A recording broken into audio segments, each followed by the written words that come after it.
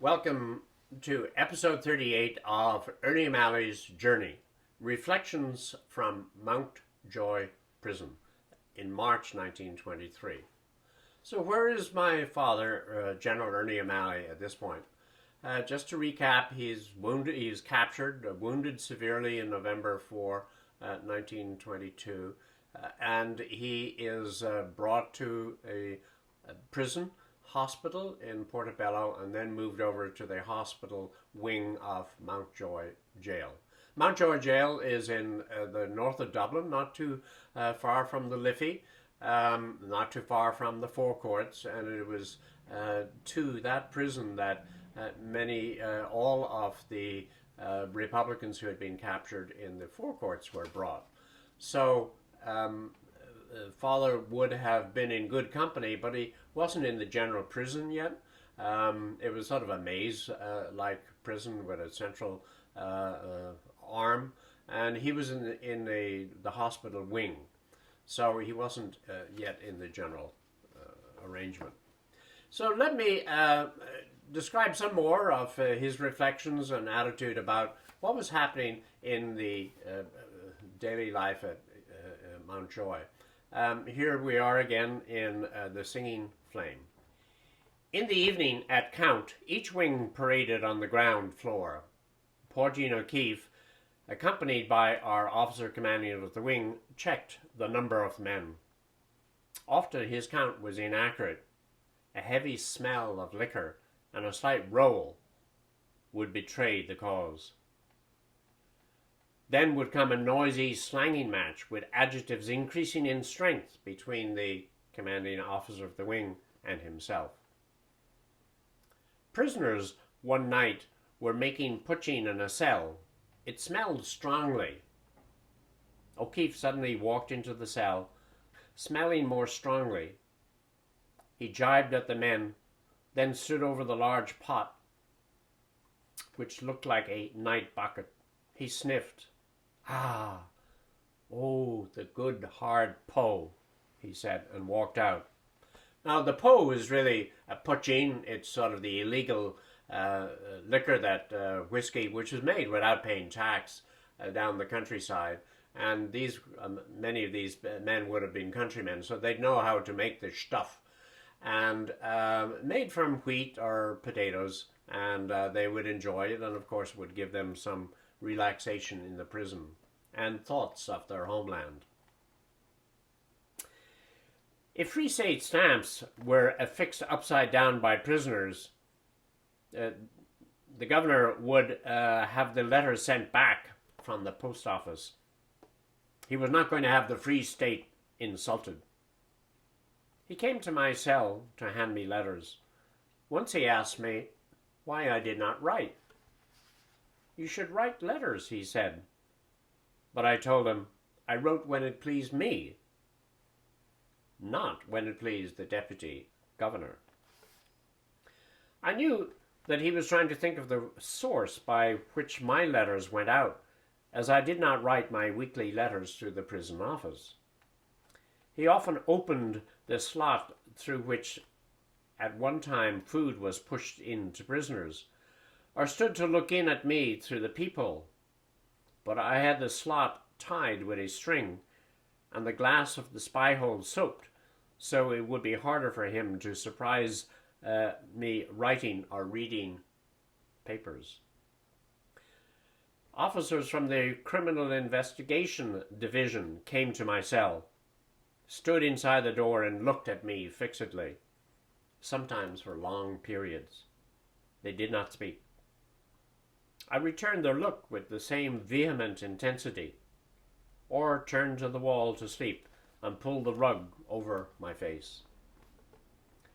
There was a young sister, the bon secours, who came in to look after the sick. She harried the slovenly hospital orderlies and tried to improve the food. Sister Angela, Our Lady of Angels, we called her. She was gentle and sweet. She moved around with her fingertips joined as she walked in another world. She brought another world to us. We would not forget the hardness and drabness of the jail when we heard her speak or watched her face. She was well trained and capable, and her presence would be shown an extra regard the men had for their appearance instead of their general carelessness. We were cases, evidently, when she first came, but shortly afterward she would whisk a newspaper from under the folds of her habit and leave it on my bed. She would forage for it in the officers' mess of the garrison. She brought me candles from Mother Superior for light in my cell, but candles were strictly forbidden. They would be of use in the digging of tunnels. The gift of Reverend Mother assisted some of the tunneling to the wings. I had learned to pray while in jail. Suddenly I realized I had never really known or meant much by prayers. I had always been accustomed to say them. There was a pattern somehow of a routine, and evidently the matter, and not the spirit, had been engaged my attention. Until one day I really prayed. Works and individual phrasing took on new meaning and values. There was a spirit in them that I had not sensed before, as I got ready for my death in my own way. I should say that at this point, my father's health was improving greatly, and it was clear that in January, when he could not stand trial, that it was really a delay, that he was going to be tried eventually as his body healed and he got better. And so we see him thinking about and expressing what his thoughts were as he was going through this process of healing, and doubting and wondering what the future had for him. The excitement of writing was calmed down by the exaltation of my prayer. I wondered what it would feel like, the physical aspect. What would the officer and the court-martial feel? What would I say at the trial? I would not recognize the jurisdiction of the court. I would tell them that they had no authority or right, save that of naked force. Would I be permitted to address the court, not in my defense, but to state my position? What would I think the night before the execution? Would my courage hold out? Should I write letters or just send a farewell letter to my men? I would write letters to the men only. They were always a cause of joy, a solace to me. What way would I face a firing squad in the cold of the dawn? It would be good to face the rifles without a bandage, as I would like to meet death with my own eyes open, and I thought that they might grant that last request. However, I was unsure of myself. I thought of the others I knew who had been hanged or shot, or of the 3 English officers we had sent to their death in the early morning. When such a death came near, there was a strengthening. Men and boys of different ways of life were able to face it. A week earlier, I'd heard of 4 of the young boys who walked out to the wall in Kilmainham jail. One had a butt of a cigarette. He gave a few puffs, then handed it to his friends, who in turn took a few jerks. "Shoot away now," said the first, when the others had stolen their smoke. I felt pity for the staters, moving in a vicious circle as I saw them, being driven themselves by their own acts in the course of an empire, helped perhaps by our propaganda and abuse to depart further and further from their own ideals. The whole situation looked more like a Greek tragedy. I could disassociate myself as a player and look on as others without passion. Always I had thought I fought impersonally, without hatred, I had given allegiance to a certain ideal of freedom, as personified by the Irish Republic. It had not been realized except in my mind. I had fought against the British Empire in defense of that republic, against Irishmen in the RIC, Englishmen in the British Army, and Irishmen in the Free State Army. To me, they meant the same system, which had stifled the spiritual expression of nationhood and retarded our development, which had dammed back the strength, vigor, and imagination needed in solving our problem in our own way. The spirit of the race was warped until it could express its own type of genius. Lying in bed, I had doubts about our course of action in resisting the action of the staters on the forecourts. I wondered if any other solution could have been reached. Doubts did not last. Whatever allegiance could have been made with Collins, civil or military, some section of the country would probably have fought, and I knew I would have joined them. Men and boys from the hospital came in to talk to me. A few brought their autograph albums. They would talk about their homeland shyly, or ask me a question about their brigades. Really, they came to say goodbye. The weekend approached, and I had not received any notification. Sister Angela said, "You won't be shot, I know. I've said a novena for you." So there's some very telling words of Father's perceptions about what might happen to him.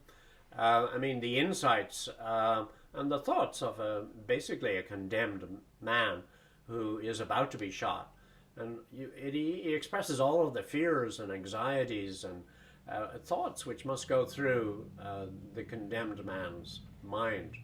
And it's fascinating to see him think about what he would say in court, what his appeal would be, but the beautiful language also about what the nature of the Irish are and what the independent spirit is and what it means to be a republic. Basically allowing the republic to make its own decisions as to what its future is, a beacon to create its own culture and make its own decisions and be responsible for those decisions. And that's what republicanism meant to him. And he did refer to it as a republic in his mind, which is a very deep reflection because it suggests that perhaps he was conscious that it never actually achieved what it meant to be, and that it really was only in his mind. Anyway, let me continue to think about what was happening outside of the jail.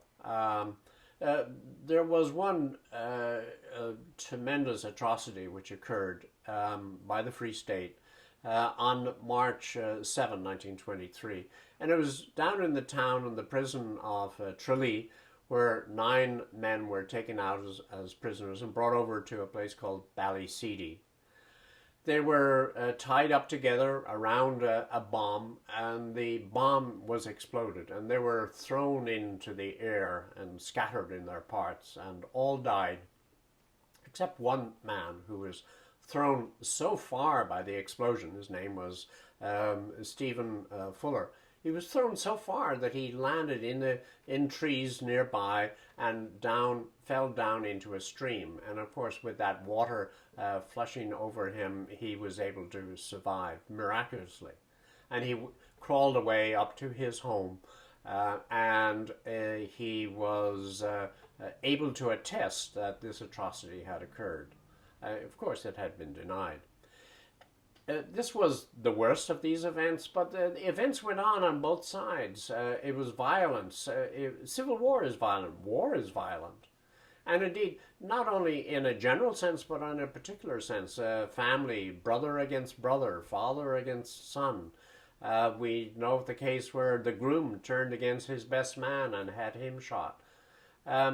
And there had been a cycle which built up along this line. And father was part of that cycle. He was just very fortunate not to be taken out and shot himself.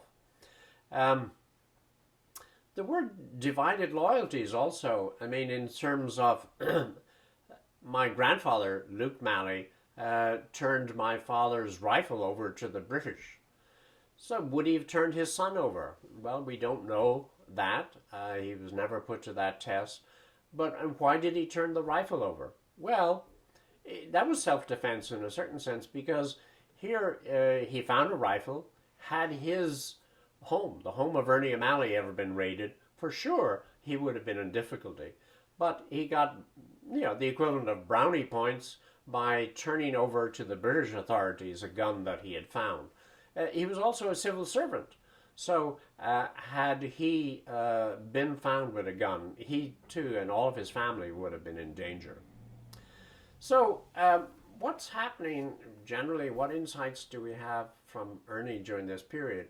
Well, we see how friendships were so important to him. We see him having a time to reflect, to read, to have discussions. I mean, here's a young man who's still only 24, who has gone through a harrowing life for 5 years at this point, and has never had time to relax. Now, it's not relaxing when you're in a hospital bed thinking of dying or being shot, but at least you're not in the routine of the military drama that he had been for all the most recent years.